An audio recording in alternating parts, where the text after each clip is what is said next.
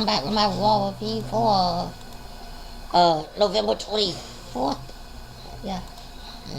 Yeah, 24th, 2014. Before I get to that, I want to remind everyone to check out Big Up 360 on Facebook and Twitter. Check out Audrey Corbeil, Big Women on It and Big Bill Skyler with the Cannon Wrestling Show every Saturday night on the Audrey Corbeil YouTube page, as well as Bill Apno at OneWrestling.com and Apno1 on Twitter. I believe that's all the plugs. Now let's get to Raw. After 24 hours after losing all the power, Triple H and Stephanie come into Monday Night Raw to look to say the final goodbyes, but they are interrupted by the return of the Yes Movement, the return of Daniel Bryan, as he interrupts the Authority in their farewell speech and says that he is in charge. He says he's in charge for the night after doing the Yes chant in the face as they were walking out. He actually followed them up the ramp doing the Yes chant until they were out, until they went back through the curtain. Once we came back from a commercial, he then announced that he was the general manager for the night, and made a few interesting matches for the night, which included the losing team, Team Authority, from Survivor Series, as he called out Mark Henry, Corporate Kane, Rusev, Seth Rollins, and Harper, Luke Harper. That's what I meant. Don't know why I worked on that, but he says he has a few things he wants them to do tonight. First of all, Mark Henry taking on Ryback in our opening match. Ryback basically squashes Mark Henry with a pinfall victory. After that, he had Luke Harper defend the Intercontinental title against Dean Ambrose. Harper retains in a hard-fought match after he gets disqualified. He actually lost the match, but he got disqualified for pushing the referee. After the match, Ambrose looked like he was gonna unload chairs and ladders and tables on Harper like he did the Bray Wyatt at Survivor Series, but instead he was interrupted by Bray Wyatt, who actually came out and attacked Ambrose, hitting his sister Abigail onto the floor, and then tossing Ambrose over the announce table and buried him. He then buried him onto all the announcer chairs and a few other chairs that were around ringside. After that, we had Miz and Mizdow defending the tag team titles against Gold and Stardust. Miz and Mizdow retained the titles after Miz ends, I believe, Stardust. But after he spent most of the time on the floor acting as if he was injured, they actually had the doctors down there to check on him, but Mizdow did most of the match until Miz tagged himself in and got the insult victory on Stardust with the cold crushing finale for the pinfall victory. And I thought it was hilarious that Mizdow actually had toy replica tag team titles over his shoulder as Miz was carrying the real ones. But we continue on with Rusev. His punishment for the night was he either had to say the Pledge of Allegiance, or he had to defend his U.S. Championship against every member of the roster at a Battle Royal. Rusev opted to say the Pledge of Allegiance, but when Daniel Bryan sent out Sergeant Slaughter to help him out, Rusev backed out of it. Lana actually attempted to say the Pledge of Allegiance until Rusev cut her off, and it looked like he was about to attack the Sarge until until Jack Swagger made the save. He actually he nearly locked in the ankle lock on Rusev, but he was able to roll out of the ring and retreat. After that, we had Fandango he would do an improved Fandango along with Rosa Mendez. He made his debut last night at Survivor Series during the preview, during the pre-show, I should say. Fandango picks up another win over Justin Gabriel, the same man he beat at the pre-show on before Survivor Series on the WWE Network. He gets another victory over Gabriel. That's 2 in a row against Gabriel now.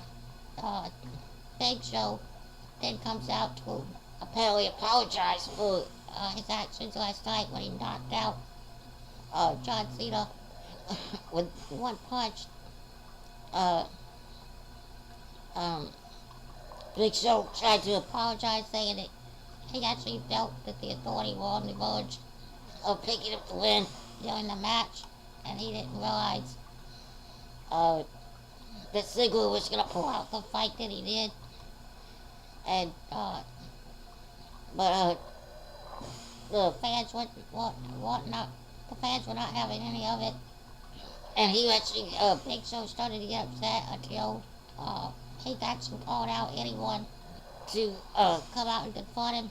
This brings out Eric Rowan, and Big Show tries to convince Rowan that he's in over his head until Rowan attacked Big Show and set him out of the ring.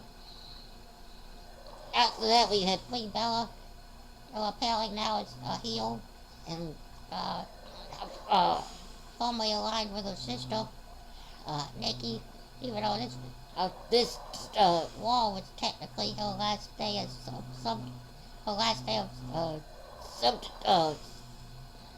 substitute, I should say. I don't know how to say that, but her last day is a Bella Butler. Apparently she's now on her sister's side now, but after her shocking actions last night at Survivor Series, she took on AJ Lee on Raw. She actually picks up the win. Brie actually picked up the win after Nikki, who was on the outside, distracted and then pulled AJ's arm over the top rope, bouncing her back into a pin by Brie Bella. After the match, AJ laid down a pipe bomb, saying that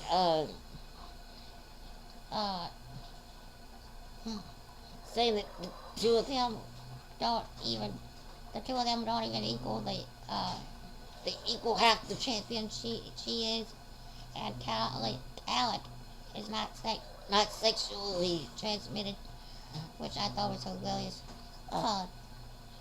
AJ Lee with the pipe bombshell on Brie and Nikki Bella. And a lot of people, I want to say this now, a lot of people actually thought that last night's beating of AJ by the Bellas, the defeat by the Bellas on AJ, signaled the fact that she was on her way out. But apparently, as you can see, she's still here. She's still gonna get the title back eventually. But we continue on. Tyson Kidd, Natalya pick up the win over the Bunny, and Adam Rose, after the Bunny accidentally grabs Adam Rose's foot by mistake and causes him to trip into Tyson Kidd, who picked up the win. And then we see another promo, the second of the night, for the New Day, Big E, Xavier Woods, and Kofi Kingston. Apparently the New Day arrives next week. And then we have the tag team main event match of the night. John Cena and Dolph Ziggler taking on Seth Rollins, and it's supposed to be 2 against 3, but Rollins' opponents would be chosen by Rollins' partners would be chosen by the fans. It could either be uh, Kane and Luke Harper, uh, Mark Henry and Luke Harper, or the J&J Security, uh, which are actually Jamie Noble and Joey Buckley. That's what they're calling them now. J&J Security. And what you know it, they pick J&J Security. The choices were Kane and Henry, or Harper and Henry. That's the choices, along with J&J Security. And what you know, the fans picked J&J Security. And what you would expect, Cena and Sigel pick up the win over J&J Security, while Seth Rollins is on the outside watching, embarrassed, and he was like trying to make his way back up the ramp until Daniel Bryan comes up behind him, tosses him into the ring. Well, Sigel hit,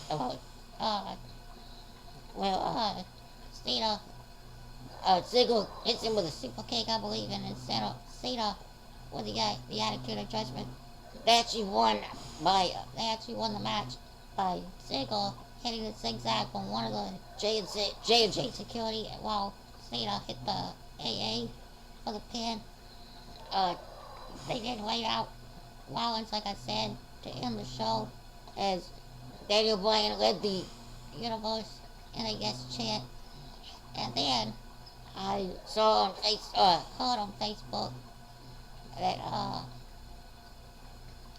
during a conference call with a good friend of mine, LC Benetco, if anyone knows who that is, on Facebook.